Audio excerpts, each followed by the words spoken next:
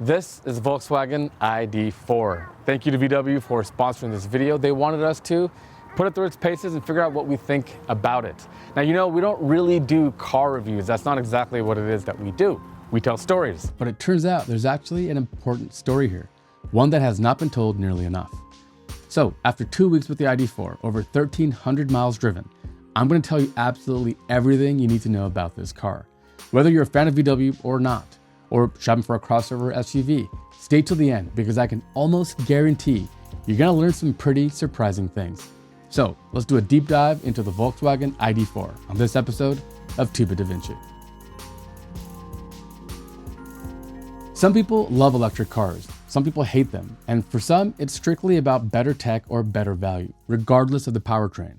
So to answer if this car is right for you, we should probably talk about what this car is and what it isn't. Everyone's going to be looking for something a little different, but let me tell you what the past year has looked like for our family. I'm married and my wife and I have 2 sons, ages 4 and 1. One of our great comforts during this last year has been visiting my parents in Northern California. Now, this 500-mile road trip is definitely not for the faint of heart, especially with 2 young kids, but it actually best illustrates the greatest strengths of this car. It's an absolute comfort cruiser with very low levels of road and wind noise, incredibly comfortable seats, and a suspension tuned for comfort. These sorts of things aren't obvious on a short test drive, but by hour 3 of a road trip, you'll know what I'm talking about. Having kids, it's also the exact right size of car. No small wonder why crossover SUVs are such a popular segment here in North America. Shoulder room's it's not like a ton of space, but totally, oh yeah, I can easily fit. I'm about 5'11", 180 pounds, and there's plenty of room for me with 2 car seats. Equally, the space behind the second row was more than enough for our various car seats, strollers, and various odds and ends we packed for most of our adventures. 2 things I do wish the ID.4 had was a deeper inner trunk cabin, because the ID.4 only has a small, shallow cavity where, when opened, it does add a little more space. Also, oddly absent is a front trunk, or frunk. For gas car owners, you're either thinking, no big deal, or what's that? But for EV owners, a frunk is another greatly appreciated storage area. I really hope to see future EVs from VW come with frunks. I mentioned that this car was great for road trips, but to be a great road tripping EV, it's not enough to be super quiet and comfortable. You have to charge quickly.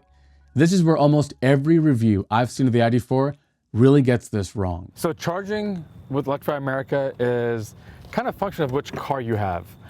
And since this is just a long-term rental for me, what I have is I have the Electrify America app. And so what I can do is it says plug in first. Okay, I'll do that. Beefy cable. And if you look, that's the normal J1772. And then here is the full CCS fast charging port. Okay. So if you look here, it says you can receive notifications about your session via text.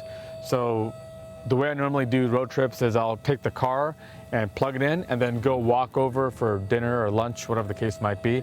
In which case, when your car is almost fully charged, you'd love to know that so you could wrap it up, grab the kids and come back. It's probably a pretty good moment as well to check out the light bar.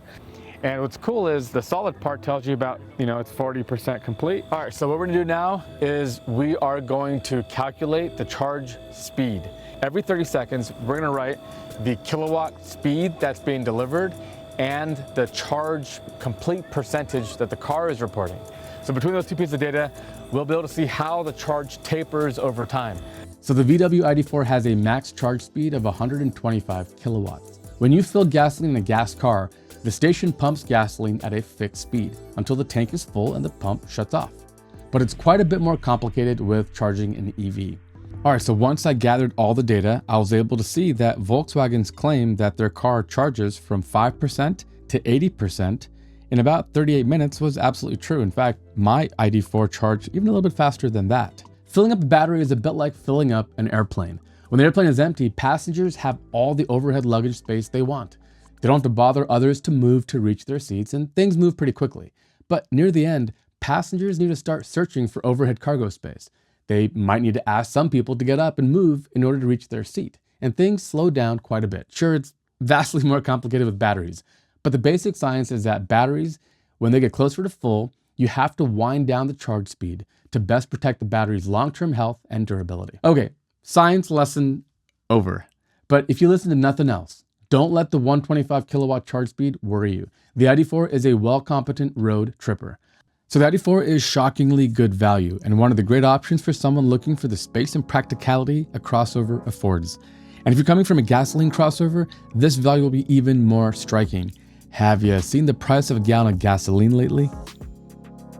Some of the really cool optional features available for the ID.4 include the massive panoramic glass roof. Another optional feature I'd opt for are the massaging front seats. This one surprised me, as it's an option usually only found on really premium cars. This looks like a conventional door handle, but it actually doesn't move at all. It's just a button underneath. You click and it opens. Speaking of that, check out the sound of this door when you close it. Listen to that. I've always liked how German cars sound when you close them. Also, the style of this car, you can notice there's kind of a two-tone. This is more of a silver, and then the black accents that pop off of this. I had a blue one earlier. I think this white and black is my favorite, and that kind of cleanness to the design carries all the way through to the back. Everything's LED. Of course, it's an EV. You don't want to waste electricity on filament bulbs. Here is your charge door right here. So you got your top, and then you got your full CCS if you want to do fast charging. Every car has that thing about it that makes it really special, right? Teslas are very fast accelerating. This car has the best turning radius I've ever seen. Look at this. This is the turning radius of the car. It turns on a freaking dime. Look at this. So the ID.4 is amazing, right? Well, let's shift gears and talk about some of the car's shortcomings. If you're coming from a gasoline crossover like the RAV4 or CR-V, you'll likely find the ID.4 to be pretty zippy. But if you're coming from another EV, the ID.4 is not a fast car, and it's definitely engineered for practicality, affordability, and comfort. 0 to 60 miles per hour comes in roughly 7.6 seconds, which again is pretty good for a family gasoline crossover, but kind of slow for an EV. The reality is, if you're looking for a performance crossover, the ID.4 probably isn't for you.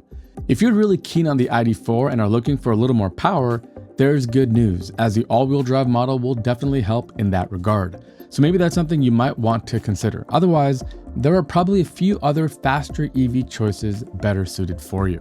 That being said, I see the ID.4 as a great alternative to gasoline crossovers. That is who I am hoping is watching this video. If you've been thinking about buying a new Honda CR-V or a Toyota RAV4, do yourself a favor and go test drive an ID.4. It packs similar features, plus has the hassle-free benefits of an EV, and you can charge it at home and never visit a gas station again. Now, the tech isn't futuristic or cutting edge. You're not going to get dash cam recordings or built-in Google Maps. But with these performance enhancements, it's usable and gets the job done. Couple that with Android Auto and Apple CarPlay, and you'll basically spend all your time letting your phone be the interface. A really exciting announcement recently was that the Electrify America charging app is coming to Apple CarPlay and Android Auto. In my 1,300 miles with the ID.4 and 10 charge stops I've made, I barely had any issues. Now, the one piece of advice I would have is to avoid the 50 kilowatt fast chargers, because while you can fill your ID.4 from 5 to 80% in about 38 minutes, it could easily take twice as long on a 50 kilowatt charger. So think of yourself as an explorer mapping your course. It's kind of what driving an EV is like. It's seriously fun, and EV road tripping is something I highly recommend. So get out the charging station app and do your best to hit fast charging stations. So hopefully now you'll know just about how long it takes to charge, and you'll be better prepared for some seriously comfortable adventures. So that's my take on the ID.4, the future identity of Volkswagen. If you're interested in the car, I definitely recommend getting out there and driving one. But if you really want to see what this thing can do, remember you need some open road. So what do you think? Sound off in the comment section below. And again, a huge thank you to Volkswagen for sponsoring this show, and to all of you for making this possible. So until next week, I'm Ricky with Da Vinci, and just remember, the future is gonna be awesome.